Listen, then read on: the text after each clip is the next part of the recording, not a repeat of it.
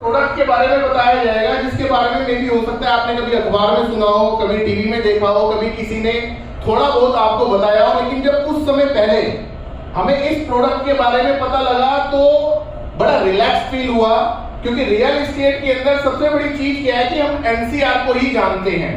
मैं सही कह रहा हूँ जी? Yes. आज मुंबई में क्या डेवलपमेंट हो रही है, पुणे में क्या डेवलपमेंट हो रही है, गुजरात में क्या डेवलपमेंट हो रही है, मैक्सिमम लोगों को नहीं पता। सही बोल रहा हूं मैं? हाँ जी। yes. लेकिन ये हमें पता है कि कहीं ना कहीं एयरपोर्ट जरूर बन रहे हैं, कहीं ना कहीं एक्सप्रेसवे जरूर बन रहे हैं। अब पता भी नहीं है, और पता भी लग जाए तो हमारी कोई कनेक्टिविटी ही नहीं है।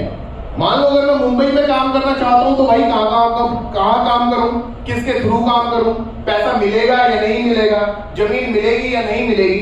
आज आपको एक ऐसे वेंचर, एक ऐसे सिस्टम के बारे में बताया जाएगा, और सुनकर आपको बहुत खुशी भी होगी कि यहाँ पर मैक्सिमम कौन लोग बैठे हुए हैं पता है आपको?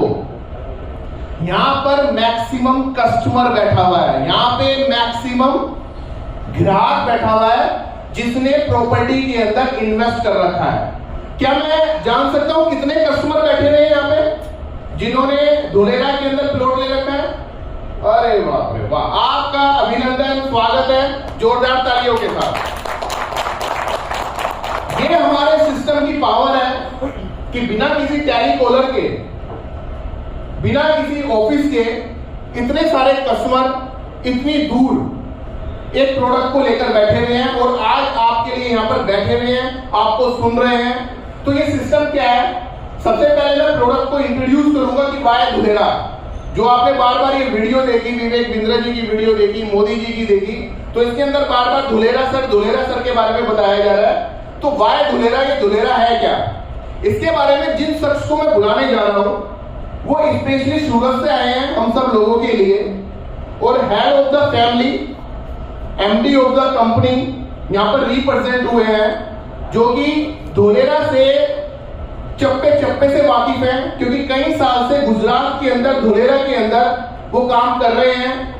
तो मैं हार्डली वेलकम करना चाहूंगा एक जोरदार क्लैपिंग के साथ मिस्टर राजीव जहांगीर जी का, प्लीज।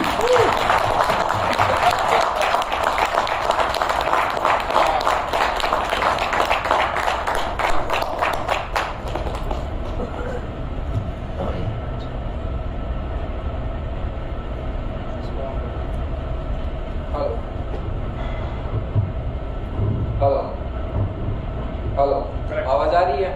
पीछे तक।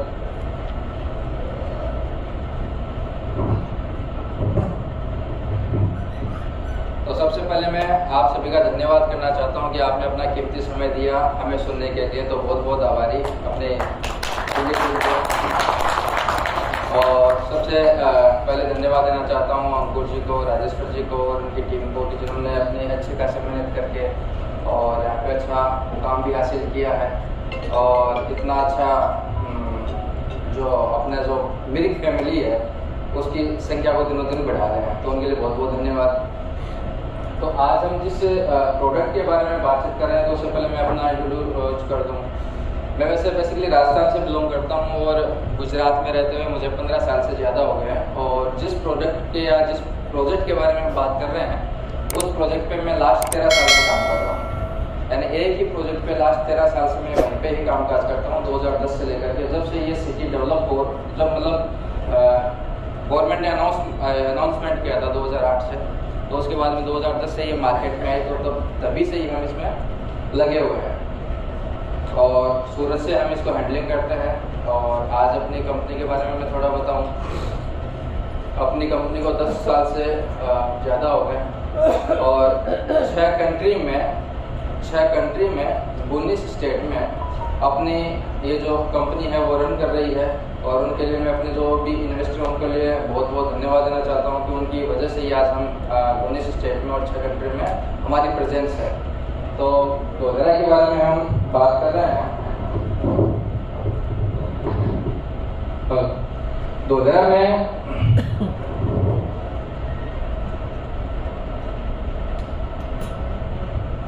धुलेरा की बातचीत करने से पहले मैं आपको एक ये पिक्चर दिखाता हूँ, और इसमें मैं आपको ये बता रहा हूँ कि यहाँ पे अगर मैं बात करूँ तो यहाँ पे इन्वेस्टमेंट कौन कौन करेगा।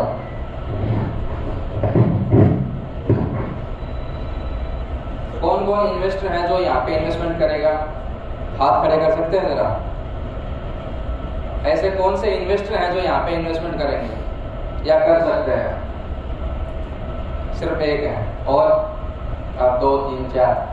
चलो आपके लिए बहुत बहुत धन्यवाद। लेकिन बाकी यहाँ पे इन्वेस्टमेंट क्यों नहीं करेंगे? कोई रीजन? यहाँ पे इन्वेस्टमेंट क्यों नहीं ये आप करना चाहते हैं? इसके पीछे का कोई रीजन? कुछ भी नहीं है, इसके बारे में पता ही नहीं है। एक तो पता नहीं है, या दूसरे की ये बंजर जैसी दिख रही है, बिल्कुल बंजर जैसी दिख रही है, इसलिए हम यहाँ पे इन्वेस्टमेंट नहीं करना चाहते। यहाँ पे पता नहीं क्या हो क्या नहीं हो। अगर मैं यहाँ की बात करूँ तो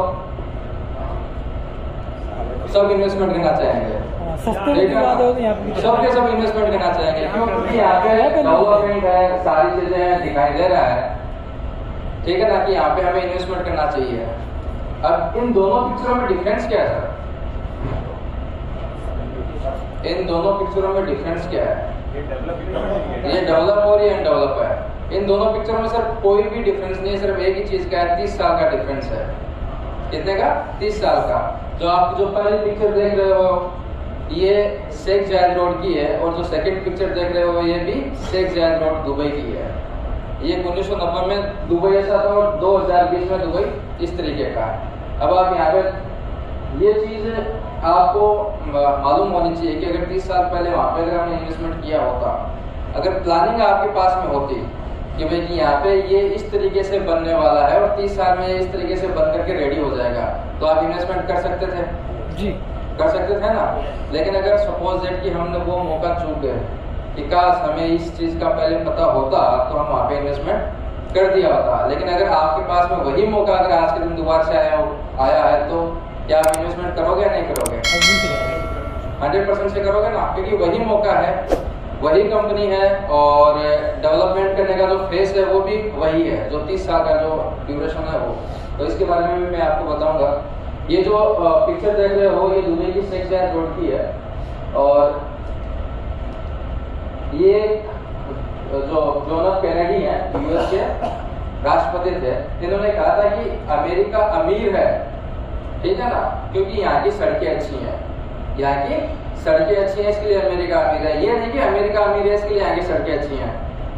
समझ गए हो ना कि जिस कंट्री का इंफ्रास्ट्रक्चर मजबूत होगा, अच्छा होगा, वो कंट्री ऑटोमेटिकली रिच होगी। तो ये जो फोटो है अपने नितिन गडकरी जी अपने ऑफिस में भी लगा के रखते हैं, और उनका मेन यही है कि हमारी जो कंट्री है उसका इंफ्रास्ट्रक्चर अच्छा हो। अब मैं आपको बताता हूँ कि वर्ल्ड का लार्जेस्ट प्रोजेक्ट कौन कौन से हैं, क्योंकि हम जिस प्रोजेक्ट के बारे में बात कर रहे हैं वो कहीं ना कहीं से रिलेटेड है। तो हम बात कर रहे हैं सबसे पहले दुबई का पाम जुमेराह, वो 1991 में स्टार्ट हुआ था और 2008 में कंप्लीट हुआ, और इसकी जो टोटल कॉस्टिंग थी वो थी $12 बिलियन। $12 बिलियन इसकी टोटल कॉस्टिंग थी, और इसको बनाने वाली कंपनी थी यूके की हेल्प्रो कंपनी। ये 2008 में वर्ल्ड का लार्जेस्ट इंफ्रास्ट्रक्चर प्रोजेक्ट था, 2008 में। जब ये प्रोजेक्ट खत्म होता है 2008 में, उसके बाद में इंडिया में एक प्रोजेक्ट स्टार्ट होता है, और उस प्रोजेक्ट का नाम है, जो वर्ल्ड का लार्जेस्ट प्रोजेक्ट इंडिया में स्टार्ट होता है, उसकी ड्यूरेशन थी 2008 से लेकर के 2024 तक। आज कौन सी साल चल रही है? 23।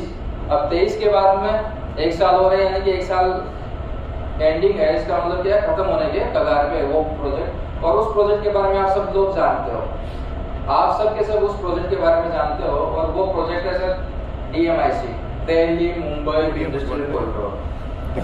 सब जानते हैं इसके बारे में। कोई भी ऐसा व्यक्ति होगा जो इसके बारे में नहीं जानता हो, खड़ा यानी ऊपर हाथ खड़ा कर सकता है। सभी जानते हैं, यानी कि DMIC एक ऐसा प्रोजेक्ट है, ये वर्ल्ड का लार्जेस्ट प्रोजेक्ट है आज के दिन, चाहे कॉस्टिंग के वाइज मान लो, चाहे लेंथ की वाइज मान लो, वर्ल्ड का लार्जेस्ट इंफ्रास्ट्रक्चर प्रोजेक्ट है। और ये जो प्रोजेक्ट है इसको मैनेज कर रही है यूएसए की एकॉम कंपनी, और इसकी जो मास्टर प्लानिंग किया है वो किया है हेल्प्रो कंपनी ने इस पूरे प्रोजेक्ट की। अब यही है कि कोई भी प्रोजेक्ट बनता है उसके पीछे कुछ ना कुछ रीजन होते हैं। हम कोई भी काम काज करते हैं तो उनके पीछे कुछ ना कुछ रीजन होता है कि हम ये काम क्यों कर रहे हैं। जैसे सपोज हमने कोई मकान बनाया है, तो या तो वो रहने के लिए बनाया है हमने, या फिर उसको रेंट पे देने के लिए बनाया है, लेकिन उसके पीछे कुछ ना कुछ रीजन होता है। तो ऐसे क्या कारण रहे होंगे कि इसको इंडिया में लॉन्च किया गया है, इस DMIC को इंडिया में लॉन्च किया गया है। तो यही है कि ये प्रोजेक्ट स्टार्ट हुआ था 2008 में। कब हुआ था? 2008 में। उस समय सेंट्रल में किसकी गवर्नमेंट थी? यूपीए की, कांग्रेस की थी। उसमें अपनी इंडिया की जो जीडीपी चल रही थी वो सब चल रही थी 4.7%।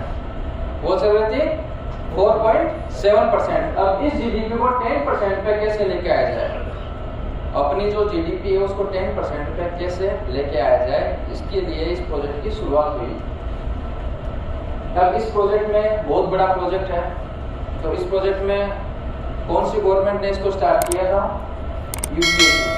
सेंट्रल में यूपीए की गवर्नमेंट थी, उसने इसको स्टार्ट किया था। इसमें पार्टनरशिप कौन कौन सी कंट्री की है? तो इसमें है इंडियन गवर्नमेंट और जापान गवर्नमेंट की 50-50% ये पार्टनरशिप है। कौन से प्रोजेक्ट में? DMIC के प्रोजेक्ट में, दिल्ली मुंबई इंडस्ट्रियल कॉरिडोर के प्रोजेक्ट में। अब इसकी टोटल कॉस्टिंग कितनी है? इसकी टोटल कॉस्टिंग है सर $90 बिलियन। कितनी है? $90 बिलियन। दुबई की पामजुमेरा की कितनी थी? 12 बिलियन। और इसकी कितनी है? 90 बिलियन। लगभग 7.5 लाख करोड़ रुपए की। लगभग कितने की है? 7.5 लाख करोड़ रुपए की इसकी टोटल कॉस्टिंग है। और इसकी जो ड्यूरेशन थी वो थी 2008 से लेकर के 2024 तक। अब यहाँ पे ये बात आती है कि ये जो DMIC है ये 6 स्टेट में बन रहा है। 6 स्टेट में। अब सबसे पहली चीज है कि ये 6 स्टेट में, इन्हीं 6 स्टेट को क्यों चुना गया गवर्नमेंट ने? भाई इंडिया में और भी तो स्टेट है ना, लेकिन इन 6 स्टेट को ही क्यों चुना गया? क्योंकि इंडिया की जो जीडीपी है उसमें से लगभग 42% हिस्सा इन 6 स्टेट से ही आता है टोटल जीडीपी का। रॉ मटेरियल यहाँ पे है, लेबर कॉस्ट जो होती है वो यहाँ पे सबसे सस्ती है, और जो भी मेन इंडस्ट्री है वो इन्हीं 6 स्टेट में जाता है। तो इसके लिए गवर्नमेंट ने इन 6 स्टेट को ही चुना है। और इनमें जो 6 स्टेट है वो कौन सा है? अपना यूपी। ये जो DMIC चल रहा है ये यूपी के दादरी से स्टार्ट होता है और महाराष्ट्र के GN पोर्ट पे जाके खत्म होता है, जवाहरलाल नेहरू पोर्ट पे। तो सबसे पहला स्टेट कौन सा आता है? अपना यूपी। यूपी के बाद में आता है हरियाणा। हरियाणा के बाद में आता है राजस्थान। उसके बाद में आता है मध्य प्रदेश। उसके बाद में गुजरात और लास्ट में आता है महाराष्ट्र। तो ये 6 स्टेट है। ये जो प्रोजेक्ट है ये 6 स्टेट से गुजर रहा है। और इसकी जो टोटल लेंथ है वो है 1480 किलोमीटर। जो बाई रोड का जो नेटवर्क है वो है 1480 किलोमीटर का। तो ये 6 स्टेट में बन रहा है। अब यहाँ पे बात आती है जीडीपी की।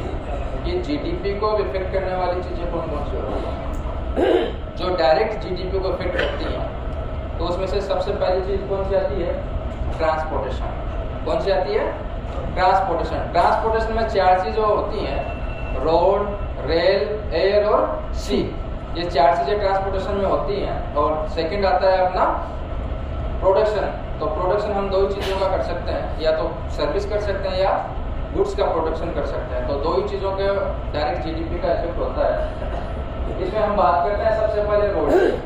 तो रोड में गवर्नमेंट ने रोड के लिए 8 लेन का मेगा एक्सप्रेस हाईवे बना रहे हैं। 8 लेन का मेगा एक्सप्रेस वे, और ये 8 लेन का बना रहे हैं। साथ साथ में 40-40 किलोमीटर पे यहाँ पे चार्जिंग स्टेशन है, पेट्रोल पंप है, रेस्ट रूम है, और 15 बेड का हॉस्पिटल भी दिया हुआ है हर 40 किलोमीटर पे। और आपने देखा होगा कि यहाँ से अपने दादरी से लेकर के दौसा तक ये DMIC का 12 फरवरी को स्टार्ट भी कर दिया है। मोदी जी ने उद्घाटन किया है। ठीक है ना? तो इसमें आप जाकर के खुद देख सकते हो कि हर 40 किलोमीटर पे ये जो मैं आपको जो फैसिलिटी बता रहा हूँ ये आपको मिलेगी। और ये टोटल 1480 किलोमीटर का है। जो 2024 तक ये कंप्लीट हो जाएगा, जो अभी दौसा तक कंप्लीट है। ये इसकी एक्चुअल पिक्चर है। ये जो आप फोटो देख रहे हो ये इसकी एक्चुअल पिक्चर है। दूसरा है रेल। रेल में क्या है कि रेलवे हमेशा नुकसान का सौदा ही हुआ है। रेलवे क्या है? हमेशा नुकसान का सौदा हुआ है इंडिया के लिए। और तो एक बार यहाँ का जो रेलवे का जो डेलीगेशन गया था वो गया था यूरोपीय कंट्रियों में, और ऐसी कंट्रियों में गया जहाँ का रेलवे प्रॉफिट में रहता है। तो वहाँ पे उन्होंने डिफरेंस चेक किया कि भाई इंडियन रेलवे लॉस में रहता है और फॉरेन का प्रॉफिट में। तो उसमें एक ही चीज थी कि वहाँ पे कॉमर्शियल यूज होता था। फॉरेन में क्या है? कॉमर्शियल यूज होता है और इंडिया में सोशल यूज होता है। आज भी अगर कोई पैसेंजर ट्रेन जाती है तो मालगाड़ी को क्या क्या करते हैं, साइड में खड़ा करते हैं ना। तो इससे क्या होता है कि नुकसान होता है। तो गवर्नमेंट ने यही सोचा कि वहाँ पे इस तरीके से क्या सुविधा है। तो उन्होंने देखा कि भाई कि मालगाड़ियों के लिए एक अलग से ट्रैक बना हुआ है, गुड्स की ट्रेनों के लिए एक अलग से ही ट्रैक बना हुआ है। तो गवर्नमेंट ने वही ट्रैक यहाँ पे बना रहे हैं, यानी कि DFC डेडिकेटेड फ्रेट ड्राइव, ये जो कॉरिडोर, यानी कि अपना गुड्स की ट्रेनों के लिए एक अलग से ही कॉरिडोर बना रहे हैं। तो ये जो आप देख रहे हो ये भी एक्चुअल में है, ये दादरी से स्टार्ट होता है और ये भी JNPT तक जाता है। इसकी टोटल लेंथ है 1506 किलोमीटर। और ये कितना मजबूत है वो मैं आपको बताऊं। आज का जो ट्रैक है जिसपे अपना पैसेंजर ट्रेन चलती है, उस पे सिर्फ 750 मीटर की ट्रेन चल सकती है। कौन सी? गुड्स की। और एक बोगी में 32 टन 32 टन माल ही आ सकता है। लेकिन अभी जो ये ट्रैक बना हुआ है इसमें 1500 मीटर का तो ट्रेन चलेगा गुड्स का, और एक बोगी में 72 टन माल आएगा, एक बोगी में 72 टन माल आएगा। तो ये इसकी एक्चुअल पिक्चर है जो आप देख रहे हो। ये भी राजस्थान तक स्टार्ट हो चुका है, ये पालनपुर तक। फिर तीसरा आता है एयरपोर्ट। अब यहाँ पे आपने देखा कि रेलवे और रोड, इसमें तो कोई भी स्टेट ने कोई ऑब्जेक्शन नहीं किया। क्यों? क्योंकि 6 स्टेट को टोटल कनेक्टिविटी मिल रही है। अब बात आती है यहाँ पे एयरपोर्ट की, एयरपोर्ट किसको दिया जाए। तो एयरपोर्ट के लिए गवर्नमेंट ने यही कहा कि जिस स्टेट का सबसे ज्यादा GDP में योगदान होगा, एक्सपोर्ट सबसे ज्यादा होगा, ठीक है ना, और जिसका जो लॉजिस्टिक में सबसे ज्यादा होगा तो उसको हम क्या देंगे, एयरपोर्ट देंगे। और ये एयरपोर्ट कौन सा है? कार्गो का international airport, cargo international airport है। तो ये किसको मिला कि इंडिया की GDP का 8.1% जिस स्टेट के पास है, इंडिया की GDP का 8.1% जिसके पास है, इंडिया का जो टोटल कार्गो हैंडलिंग है, जो 40% कार्गो हैंडलिंग करता है। अगर फॉरेन में अगर 100 कंटेनर जा रहे हैं तो उसमें से 40 कंटेनर ये अकेला स्टेट बेचता है। फिर इसमें जो इंडिया का जो टोटल एक्सपोर्ट है उसमें 20% से ज्यादा की हिस्सेदारी है। और जिसका इंडिया का जो फिक्स कैपिटल इन्वेस्टमेंट है वो 21% है। तो ऐसा एक ही स्टेट आता है सामने, और वो आता है कौन सा? गुजरात। अब अगर गुजरात के बारे में मैं एक चीज और बताऊं, अगर गुजरात अपने आप में एक कंट्री होता, चलो अभी स्टेट है लेकिन अपने आप में एक कंट्री होता, तो सर आज के दिन वर्ल्ड के कौन से नंबर की अर्थव्यवस्था होता, कोई बता सकता है? गुजरात अगर अपने आप में एक कंट्री होता तो सर ये वर्ल्ड के 3रे नंबर की अर्थव्यवस्था होता आज के दिन। तो इसकी जो GDP है, इसकी जो ग्रोथ रेट है वो इस तरीके से चल रही है कि वर्ल्ड के 3रे नंबर की अर्थव्यवस्था में आज हम अपने प्रोजेक्ट पे कामकाज कर रहे हैं। और हमें खुशकिस्मत भी होना चाहिए कि भाई कि इंडिया का जो सबसे फास्टिंग जो भी GDP वाला है स्टेट है वो गुजरात है। और यहाँ पे ही अपने जो प्रोजेक्ट हैं वो टोटल रन हो रहे हैं। और यहीं पे जो एशिया का लार्जेस्ट कार्गो इंटरनेशनल एयरपोर्ट है वो भी गुजरात को ही मिला। वो किस वजह से मिला? वो जो आप देख सकते हो कि जो 4 पैरामीटर हैं, इन पैरामीटर के ऊपर इनको देख करके डिसाइड करके गवर्नमेंट ने इसको गुजरात में कार्गो इंटरनेशनल एयरपोर्ट दिया। अब आता है सर सीपोर्ट। सीपोर्ट में सिर्फ 2 ही स्टेट के सीपोर्ट लगता है, जो 6 स्टेट है इनमें से सिर्फ 2 स्टेट के लगता है, एक तो गुजरात के और दूसरा महाराष्ट्र के। तो यहाँ पे महाराष्ट्र में जगह नहीं है तो लास्ट में कहाँ पे है? गुजरात में। अब आपने इनमें सारी चीजें देखी, 6 स्टेट देखे, इन 6 स्टेट में अब आकर के एक बात कहाँ पे अटकती है, सेंट्रल बिंदु कौन सा होता है इसमें? पूरे जो 6 स्टेट है, 6 स्टेट में से मेन सेंट्रल बिंदु कौन सा स्टेट हो गया? गुजरात। क्योंकि गुजरात में रोड की connectivity, rail connectivity, air connectivity और सी कनेक्टिविटी चारों की चारों है। तो मेन केंद्र बिंदु हो गया कौन? गुजरात। लेकिन अब गुजरात में भी कहाँ? गुजरात तो बहुत बड़ा है, लेकिन गुजरात में भी ऐसी कौन सी जगह है पे जहाँ पे सारी की सारी फैसिलिटी हमें प्रोवाइड होती हैं? तो वो एक जगह है भाल प्रदेश। ये जो आप जो एरिया देख रहे हो ये है भाल प्रदेश, यानी कि जहाँ पे एग्रीकल्चर भी नहीं होता है, समुद्र का इलाका है। और यहाँ पे टोटली जो एक की ही खेती बाड़ी होती है वो होती है अपनी जो बारिश की फसल की। यहाँ पे गवर्नमेंट ने ये सिटी को डेवलप कर रहे हैं और इस सिटी को में कनेक्टिविटी कि यहाँ तक जाने के लिए हम कैसे कैसे और किस तरीके से जा सकते हैं। तो यहाँ पे हम सबसे पहले देखते हैं अहमदाबाद। अहमदाबाद से ये 100 किलोमीटर है जिस क्षेत्र में ये डेवलपमेंट हो रहा है, जिस जगह में ये डेवलपमेंट हो रहा है, वो अहमदाबाद से 100 किलोमीटर है, वडोदरा से 170 किलोमीटर है, वो भावनगर से 65 किलोमीटर है और राजकोट से 95 किलोमीटर है। तो यहाँ तक पहुँचने के लिए हम ये जो 4 मेजर सिटी हैं, तो यहाँ से हम इस तरीके से पहुँच सकते हैं। अब यहाँ पे सिटी के बारे में बात करूँ तो यहाँ पे टोटल जो गवर्नमेंट ने जो लैंड एक्वायर की है वो है 920 square kilometre. 920 square kilometre government ने यहाँ पे लैंड एक्वायर की है। ये जो धोलेरा सिटी है, ये जो धोलेरा पहले ग्राम पंचायत हुआ करता था। 26 जनवरी 2015 से पहले ये ग्राम पंचायत हुआ करता था और 26 जनवरी 2015 को इसको तालुका घोषित कर दिया। तालुका घोषित करने के बाद में, तहसील घोषित करने के बाद में इसके अंडर में गवर्नमेंट ने दे दिए 33 गाँव, 33 विलेजेस। इन 33 विलेज में टोटल जो 22 गाँव है, 22 गाँव में SIR एक्ट घोषित कर दिया। यहाँ पे ना धोलेरा SIR, तो धोलेरा के बारे में तो जानते हैं, लेकिन ये SIR क्या है? तो ये जो सर है ये है स्पेशल इन्वेस्टमेंट रीजन। ये स्पेशल इन्वेस्टमेंट रीजन। अब ये जो स्पेशल इन्वेस्टमेंट रीजन एक्ट है, ये 22 गाँव में गवर्नमेंट ने नोटिफाइड किया है। अभी जो 22 गाँव है ये कौन कौन से हैं?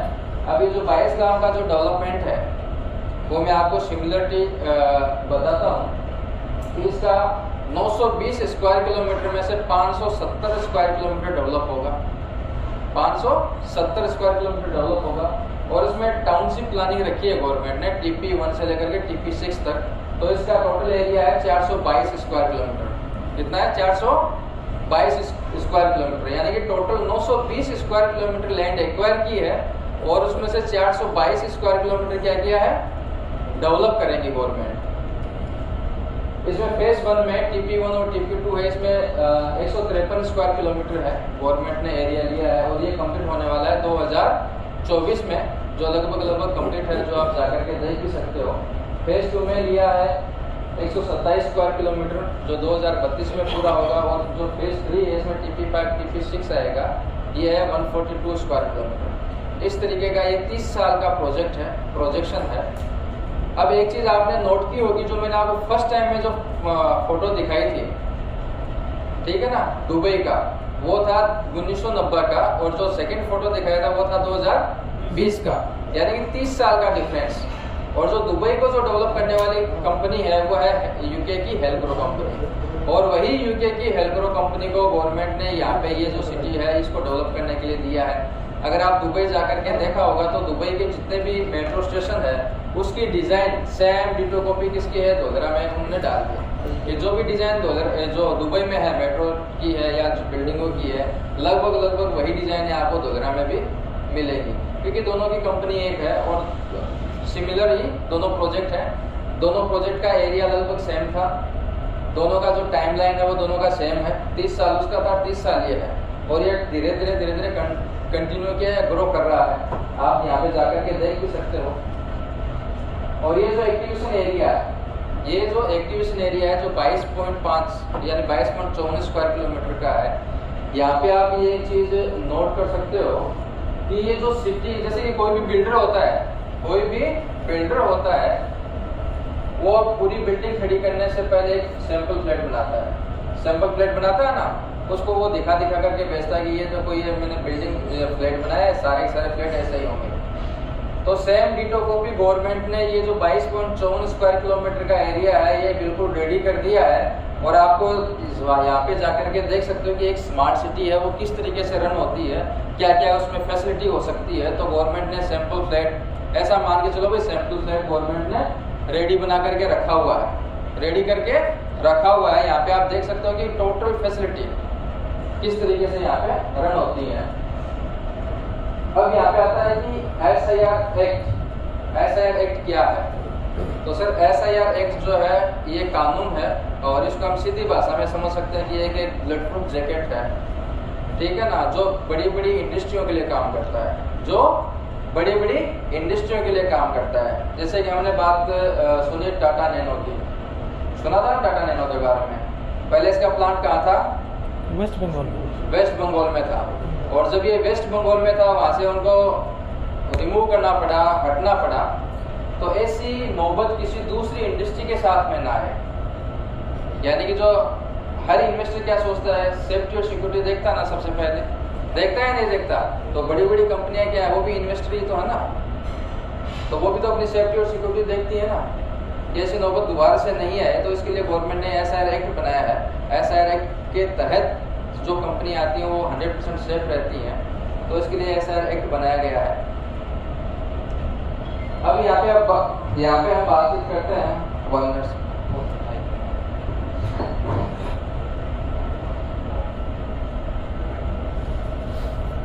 MIC के बारे में बातचीत की कि भाई ये दिल्ली मुंबई इंडस्ट्रियल कॉरिडोर है, ये जापान गवर्नमेंट इंडियन गवर्नमेंट का है, 7.5 लाख के जो 7.5 लाख करोड़ रुपए का एक प्रोजेक्ट है।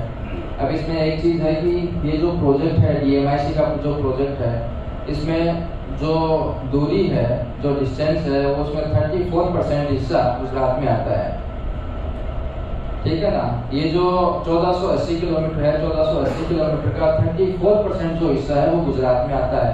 तो इसका आप एक अंदाजा लगा लो कि 90 बिलियन US$ हैं, तो 90 बिलियन US$ का 30% कितना होता है? लगभग $30 बिलियन। तो सर 30 बिलियन US$ कहाँ पे इन्वेस्टमेंट होंगे? गुजरात में।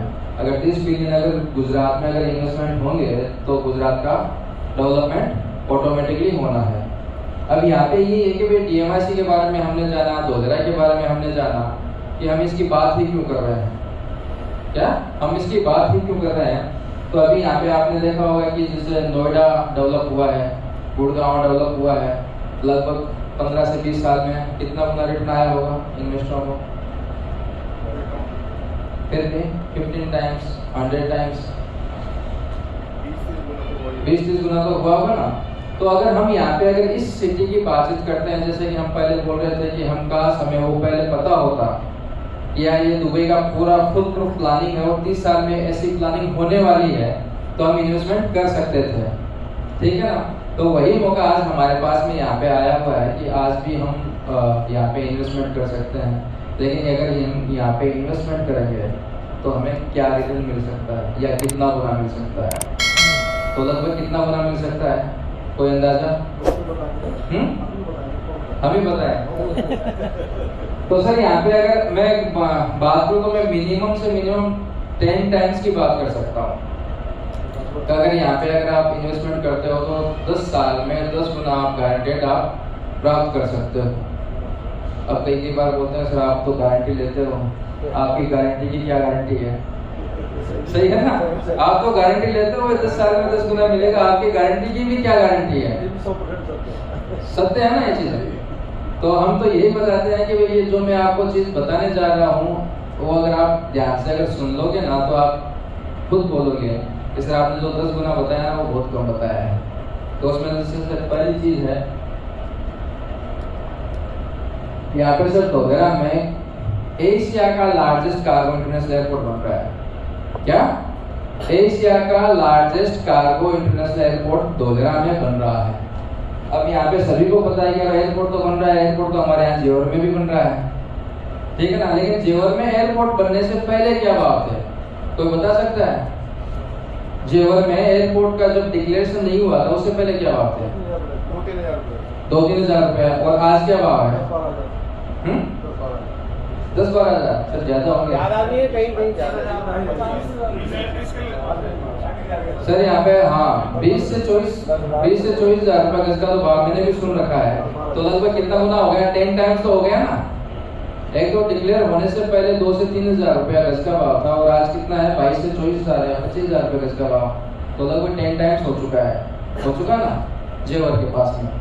लेकिन ये जो जेवर एयरपोर्ट है इसकी कैपेसिटी क्या होगी, कितना बड़ा बनेगा, कब तक ये रनिंग में आएगा, ठीक है ना, इसमें अभी भी असमंजस्य है। बल्कि जो धोधरा एयरपोर्ट बन रहा है ये कितना बड़ा है? ये सर एशिया का लार्जेस्ट कार्गो इंटरनेशनल एयरपोर्ट है, एशिया का। अब एशिया में कितनी कंट्री हैं? एशिया में सर 48 कंट्रीज हैं, 48 देश हैं। 48 देश का ये सबसे बड़ा कार्गो इंटरनेशनल एयरपोर्ट बन रहा है। तो इसका मतलब क्या हुआ? इंडिया का भी सबसे बड़ा हुआ। इंडिया का सबसे बड़ा हुआ है नहीं हुआ ना। अब अगर हम एक चीज देखते हैं इंडिया में सबसे बड़े इंटरनेशनल एयरपोर्ट कौन से हैं? इंडिया में सबसे बड़े दिल्ली, और मुंबई, ये दो ही इंटरनेशनल एयरपोर्ट है जो इंडिया में सबसे बड़े हैं।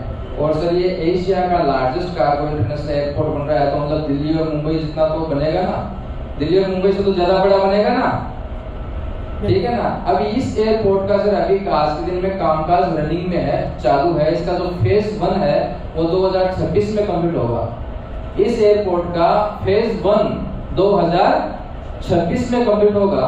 तो सर इस एयरपोर्ट की हम बातचीत करते हैं तो इसको फुल फ्लेश रनिंग में आने में कितना साल लगेगा? 10 साल मान के चलते हैं। इस एयरपोर्ट का कामकाज चालू है आज के दिन, आप जाकर के देख सकते हो। 2026 में फेज 1 कंप्लीट होगा और इसको फुल फ्लेश रनिंग में आने में हम 10 साल मान के चलते हैं कि 10 साल इसको फुल फ्लेश रनिंग में आने में लगेंगे। सर क्या रेट मान के चलते हैं यहाँ पे?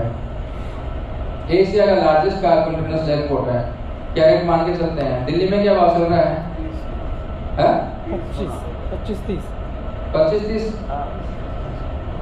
रुपए गज का गुना हो जाएगा, 25-30 गुना हो जाएगा। दिल्ली में एयरपोर्ट के पास में क्या भाव चल रहा है सर?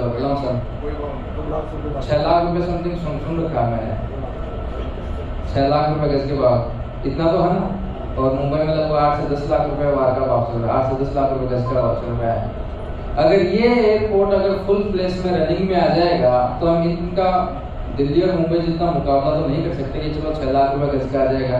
इसका आधा तो आएगा ना, आधा तो आएगा ना, 3 लाख रुपए गज। चलो हम आधा भी नहीं मानते हैं, उसके आधे से भी आधा मानते हैं, 1.5 लाख रुपए गज का भाव आएगा। कितने का? 1.5 लाख रुपया। चलो इतना भी नहीं मानते, उसका भी आधा मान के चलते हैं, उसका भी आधा मान के चलते हैं। कितना हुआ? 75,000 रुपए गज।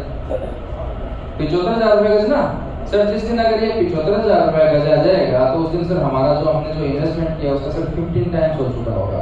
कितना? 15 गुना हो चुका होगा। और ये चीज फैक्ट है कि यहाँ पे ये सारी चीजें होने वाली हैं। और एक अकेले एयरपोर्ट में इतनी ताकत है कि वो हमारे इन्वेस्टमेंट को सर 15 गुना कर सकता है। एक अकेले एयरपोर्ट में इतनी ताकत है कि वो हमारे इन्वेस्टमेंट को 15 गुना कर सकता है। जब जेवर एयरपोर्ट कितना गुना कर दिया है अभी तक? 10 टाइम्स कर दिया ना, और ये करेगा 15 गुना। तो ये तो सिर्फ मैंने आपको दोहरा का एक ही एडवांटेज बताया है, ठीक है ना, एक ही एडवांटेज बताया है। दूसरा है सर यहाँ पे एविएशन सेक्टर में राज करने वाली कंपनी कौन कौन सी है? एविएशन सेक्टर में राज करने वाली कंपनी कौन कौन सी है? एरोप्लेन बनाने वाली कंपनियां एयरबस और बोइंग।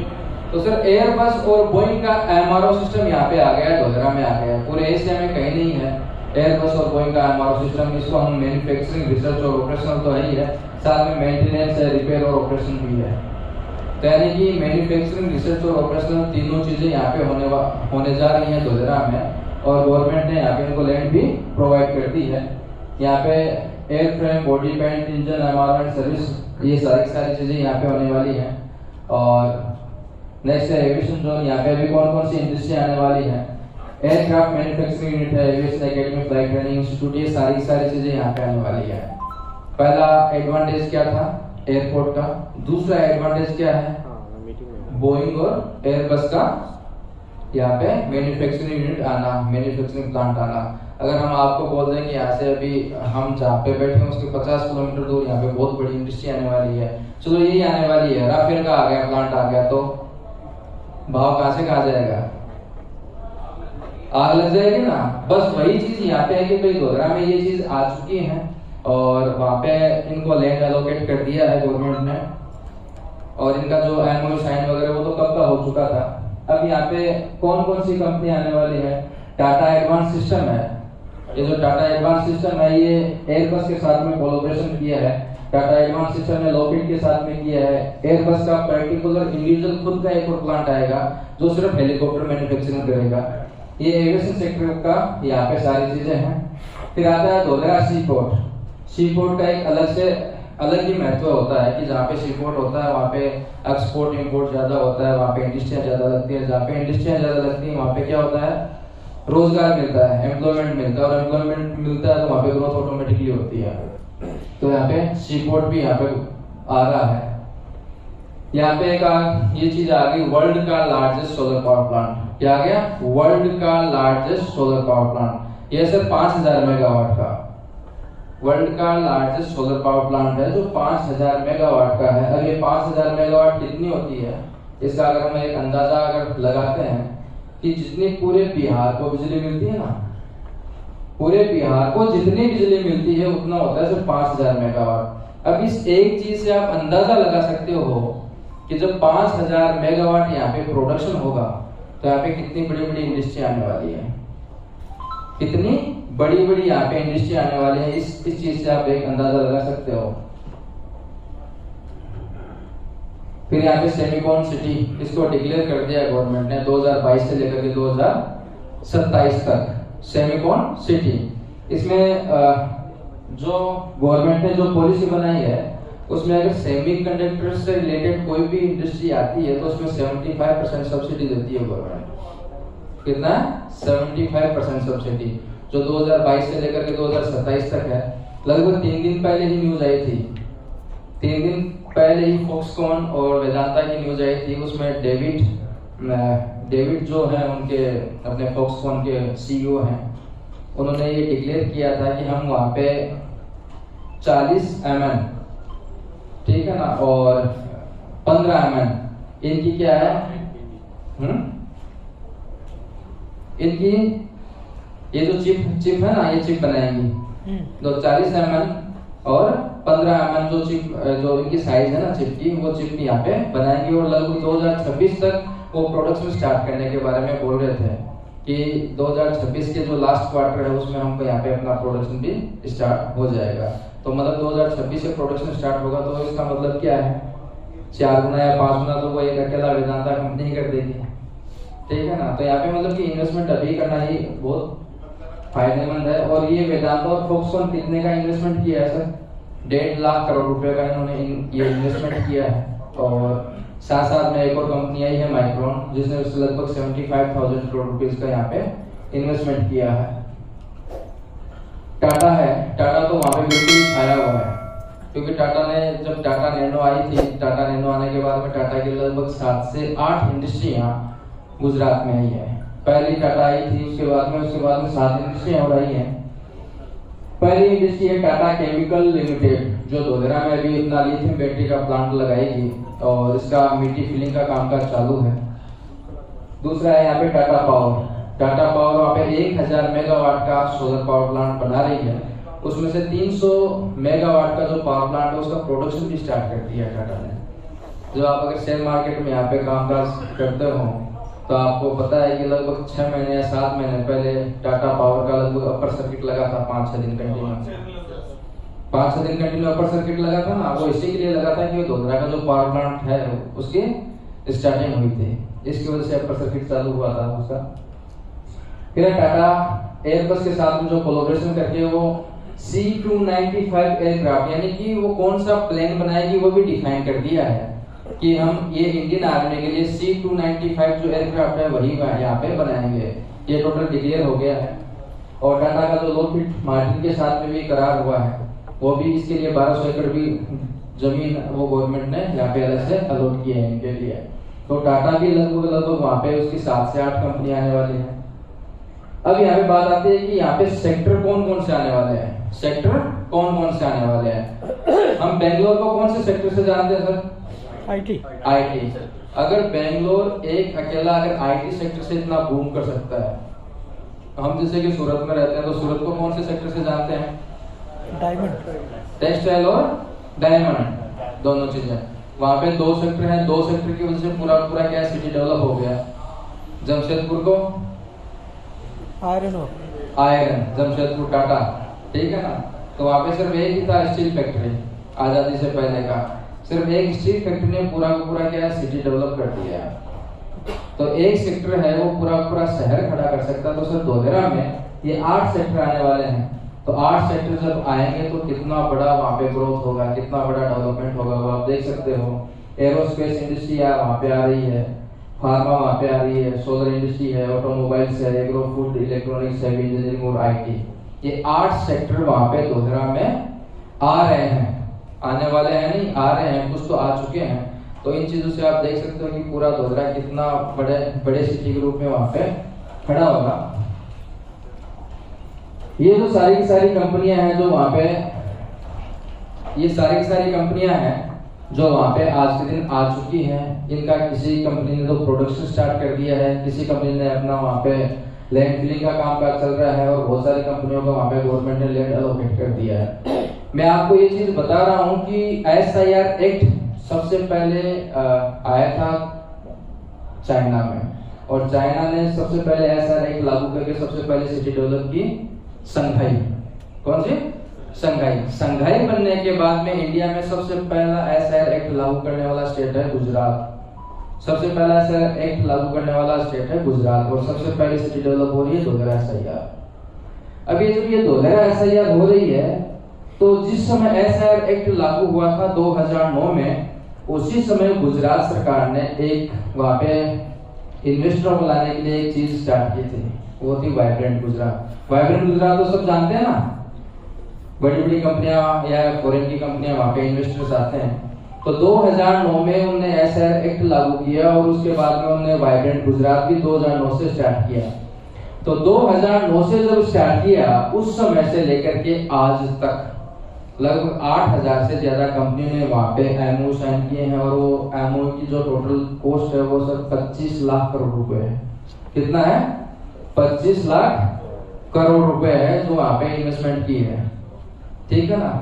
अब जब 8000 कंपनियों ने वहाँ पे MOU साइन किए हैं, और यहाँ पे मैंने 8000 कंपनियों के बारे में नहीं डिटेल दे रहा मैं, वहाँ पे सिर्फ मैं उन्हीं कंपनियों की डिटेल दे रहा हूँ जहाँ पे आप जाकर के अपनी आंखों से देख सकते हो। यानी इन कंपनियों की, जिन कंपनियों का या तो वहाँ पे प्रोडक्शन स्टार्ट हो चुका है, किन्हीं कंपनियों का वहाँ पे प्लांट का कामकाज स्टार्ट हो चुका है, और किन्हीं कंपनियों को गवर्नमेंट ने लैंड एलोकेट कर दिया है, मतलब बिल्कुल फुल एंड फाइनल कर दिया है। तो मैं सिर्फ यहाँ पे उन्हीं कंपनियों के बारे में आपको बता रहा हूँ। अब 8000 से ज्यादा कंपनी आएंगी, तो वहाँ पे आप देख सकते हो कि कितना गुना वहाँ पे आपको रिटर्न मिल सकता है। अब ये तो आ गई है इंडस्ट्री की बात, ये सारी बातें आ गई इंडस्ट्री की। अगर हम इंडस्ट्री की बातचीत करते हैं, तो एक चीज अपने दिमाग में आता है, क्या आता है कि इंडस्ट्री वाला है तो वहाँ पे टूटी फूटी सड़कें हैं, है ना, चिमनियां, बहुत बड़ी बड़ी चिमनियां, उनमें से धुआं निकल रहा है। इंडस्ट्री एरिया तो ऐसा ही होता है ना। लेकिन मैं आपको बता दूं, धोधरा में ऐसा कुछ भी नहीं होने वाला है कि वहाँ पे ना तो कोई पोल्यूशन आने वाला है। यहाँ पे जितने भी इंडस्ट्री आएंगी, टोटल इंडस्ट्रियां नॉन पोल्यूटेड इंडस्ट्री आएंगी। यहाँ पे एक भी आपको इंडस्ट्री ऐसी नहीं दिखेगी जिसपे चिमनी हो, जिससे धुआं निकलता हो, क्योंकि टोटल ये ग्रीन फील्ड इलाका है, और ग्रीन फील्ड ही यहाँ पे सारी चीजें हैं। तो अब यहाँ का जो लाइफस्टाइल कैसा होगा वो मैं आपको बताऊं। यहाँ पे एबीसीडी बिल्डिंग है, ये बन करके रेडी हो चुकी है, administrative business centre for Dodhra SIR, जो बिंद्रा जी ने कहा था कि यहाँ पे एक दिन में ही आपके सारे काम काज कंप्लीट हो जाएंगे। कोई इंडस्ट्री लगाते हैं तो 36 डिपार्टमेंट में एक फाइल जाती है, और 36 डिपार्टमेंट में 36 दिन या 3-3 महीने लगते हैं, या साल भर लगता है। लेकिन यहाँ पे आपको सिंगल विंडो क्लियरिंग सिस्टम है, जो एक ही दिन में आपका सारी चीजें क्लियर हो जाएंगी, और आप अपना इंडस्ट्री स्टार्ट कर सकते हो। ये है GTC, गुजरात ट्रेड सेंटर। और ये जो गुजरात ट्रेड सेंटर है, ये अपने आप में एक आइकॉनिक बिल्डिंग है। जैसे हम देखते हैं किसी भी कंट्री में जाते हैं तो एक हर कंट्री की एक अलग अलग आइकॉनिक बिल्डिंग होती है। जैसे दुबई की बात करते हैं तो दुबई में कौन सी है? बुर्ज खलीफा, आइकॉनिक बिल्डिंग है ना। वैसे ही अगर हम सिंगापुर जाते हैं तो वो कौन सी बिल्डिंग है? 3 बिल्डिंग के ऊपर एक वो जहाज टाइप में बना हुआ है, मरीना, है ना। तो वो भी एक आइकॉनिक बिल्डिंग है। टोक्यो में जाते हैं तो अलग है, यानी कि हर कंट्री की एक आइकॉनिक बिल्डिंग रहती है। और 2030 के बाद में आप देखोगे कि इंडिया में अगर आइकॉनिक बिल्डिंग का नाम आएगा तो GTC बिल्डिंग का आएगा, गुजरात ट्रेड सेंटर का। ये बिल्डिंग एक ऐसी है जिसमें तीन कनेक्टिविटी है। इसमें बीच में से 10 लेन का एक्सप्रेस वे गुजर रहा है, ऊपर हेलीपैड है, एयर कनेक्टिविटी, रोड कनेक्टिविटी और रेल कनेक्टिविटी तीनों इस बिल्डिंग में है। फिर आता है सेंट्रल स्पाइन रोड। ये सेंट्रल स्पाइन रोड है, ये पूरे दोहरा के बीचों बीच से निकल रही है, इसके लिए इसको नाम सेंट्रल स्पाइन रोड दिया गया है। स्पाइन मतलब हड्डियों का वो अपना रीढ़ की हड्डी होता है ना बीच में से, तो सेंट्रल मतलब ये रीढ़ की हड्डी की तरह है जो दोहरा शहर के बीचों बीच निकल रही है। और ये सर अपने आप में एक अजूबा है ये जो सेंट्रल स्पाइन रोड है, क्योंकि ये 250 मीटर का रोड है जो ऑल ओवर इंडिया में आज तक तो 250 मीटर का रोड बना ही नहीं है, आज तक नहीं बना है। और ये जो बन रहा है ये 250 मीटर का रोड है, 10 लेन जाने का 10 लेन आने का। हम पहले 2016 से पहले बोलते सर बनेगा, ऐसा बनेगा, और आज दिन आप जाकर के अपने आंखों से देख सकते हो, इसका कामकाज चालू है। यहाँ पे यूनिवर्सिटी है, धोलेरा यूनिवर्सिटी भी आ रही है। यहाँ पे कनाडा की एक यूनिवर्सिटी है, उसने लगभग 6000 करोड़ का रोकाण किया है, 6000 करोड़ रुपए का इन्वेस्टमेंट किया है। फिर ब्लैक बक सेंचुरी है, सुपर स्पेशलिस्ट हॉस्पिटल है, sports stadium, entertainment zone, signature golf course, ये सारी चीजें यहाँ पे आ रही हैं। फिर यहाँ पे है कि इस सिटी को बेंचमार्क वर्ल्ड क्लास का एक सर्टिफिकेट है, उसको हम प्लेटिनम रैंकिंग अवार्ड से बोला जाता है, प्लेटिनम रैंकिंग अवार्ड, ठीक है ना। और ये प्लेटिनम रैंकिंग अवार्ड सिर्फ वर्ल्ड में 2 ही सिटी ऐसी है जिनको प्लेटिनम रैंकिंग अवार्ड दिया गया है। पहली सिटी है वॉशिंगटन डीसी और दूसरी है धोलेरा सैयार। पहली है वॉशिंगटन डीसी जिसको प्लेटिनम रैंकिंग अवार्ड दिया गया है, और दूसरी है धोलेरा सैयार। इसके कुछ मापदंड हैं कि उनके आधार पे, उनके कुछ बेंचमार्क हैं, उनके आधार पे इनको क्या है प्लेटिनम रैंकिंग अवार्ड दिया गया है कि ये किस तरीके से है। तो इसकी जो रोड की जो डिजाइन है, तो रोड की डिजाइन लंदन, न्यूयॉर्क और सिंगापुर जैसी है। आज के दिन आप जो सैंपल के रूप में 22.54 स्क्वायर किलोमीटर गवर्नमेंट ने बनाया है, वहां पे अगर आप जाकर के देखोगे तो आपको पता लगेगा कि यहाँ की रोड की डिजाइन कैसी है। तो वो लंदन, न्यूयॉर्क, सिंगापुर जैसी है। फिर आता है सॉलिड वेस्ट मैनेजमेंट, कि सॉलिड वेस्ट मैनेजमेंट कैसा है, तो ब्रुसेल, सोंगडो, न्यूयॉर्क जैसा यहाँ पे इनका मैनेजमेंट किया हुआ है। फिर पावर एंड आईसीटी का मैनेजमेंट सिंगापुर, लंदन, कनाडा और डेनमार्क जैसा यहाँ पे पावर और आईसीटी, इंफॉर्मेशन कम्युनिकेशन टेक्नोलॉजी, जो यानी बिल्कुल वर्ल्ड क्लास के जो है उनका है।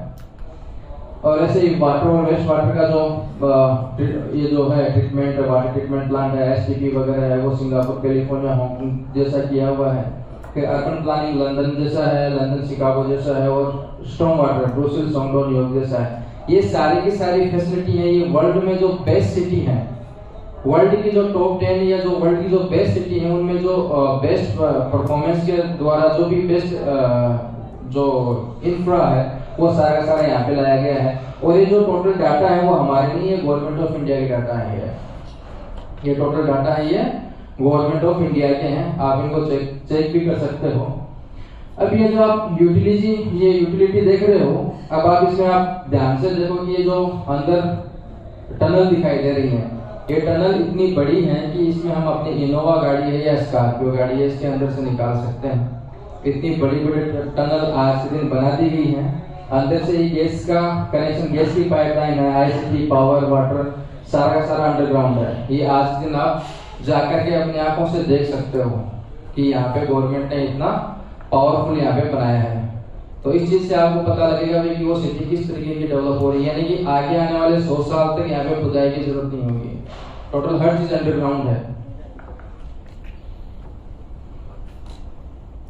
मेट्रो है, मेट्रो कनेक्टिविटी भी गवर्नमेंट ने साथ साथ में जो सेंट्रल स्पैन रोड है जो अहमदाबाद से धोलेरा के बीच में आ रही है, उसके साथ साथ में पैरेलल मेट्रो का भी कनेक्टिविटी दे दी है।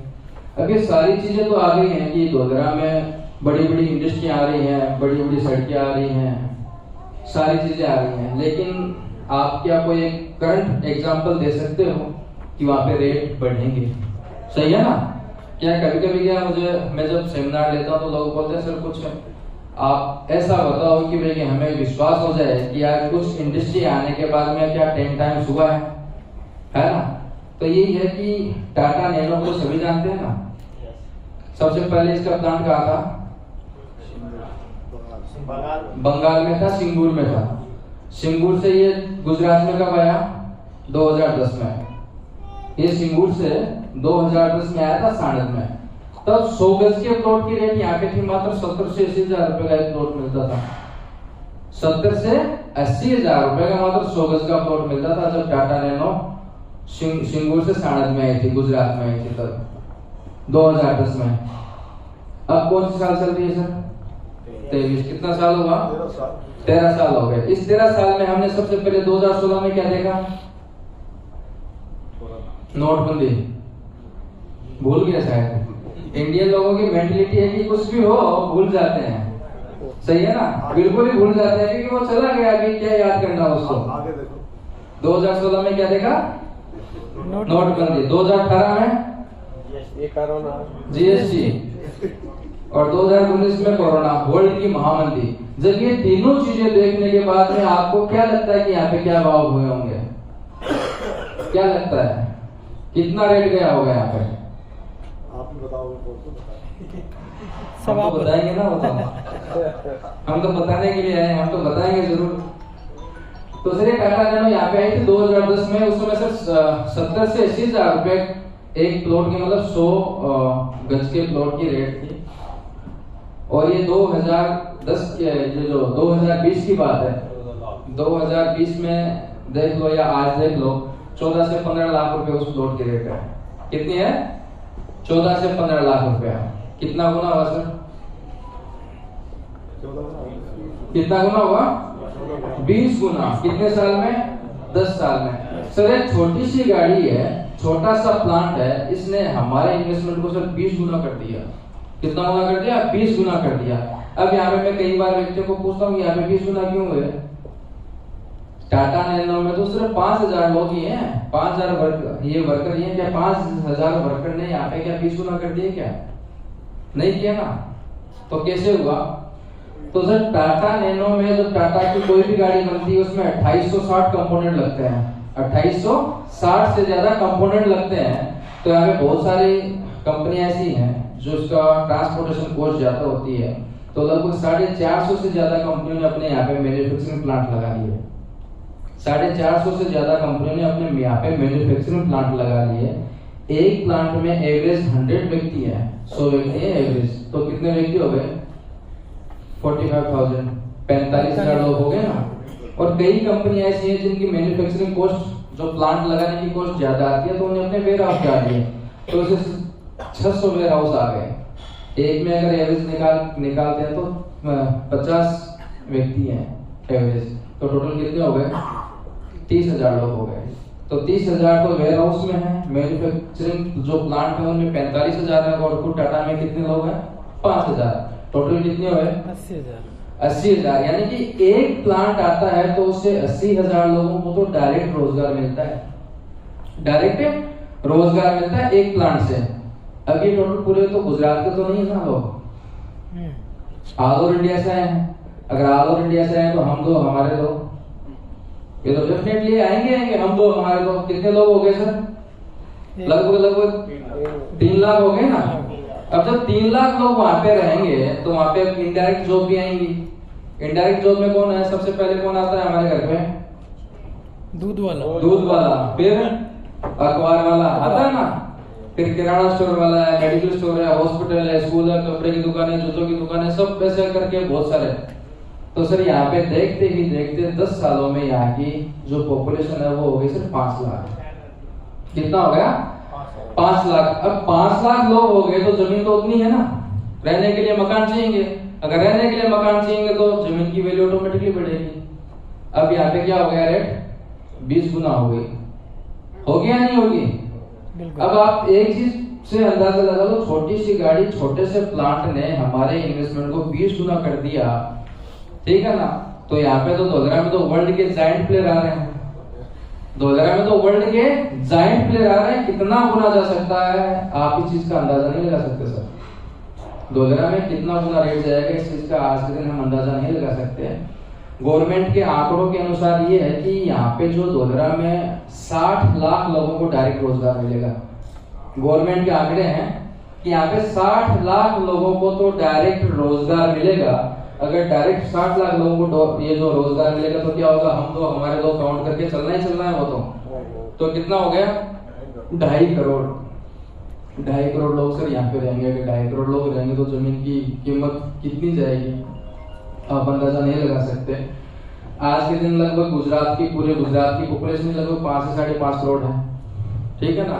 अब यहाँ पे एक जो वीडियो चलता है तो वीडियो में एक स्लोगन आता है, a new Gujarat with in Gujarat, ठीक है ना, a new Gujarat with in Gujarat. तो उसका अर्थ तो यही है कि गुजरात बन रहा है, गुजरात के अंदर एक और गुजरात बन रहा है। लेकिन उसका अगर भावार्थ देखते हैं हम तो भावार्थ में ये है कि टोटल पूरे गुजरात की पॉपुलेशन 5.5 करोड़ के लगभग है, तो अकेला 2.5 करोड़ लोग तो कहाँ पे आएंगे? धोलरा में रहेंगे।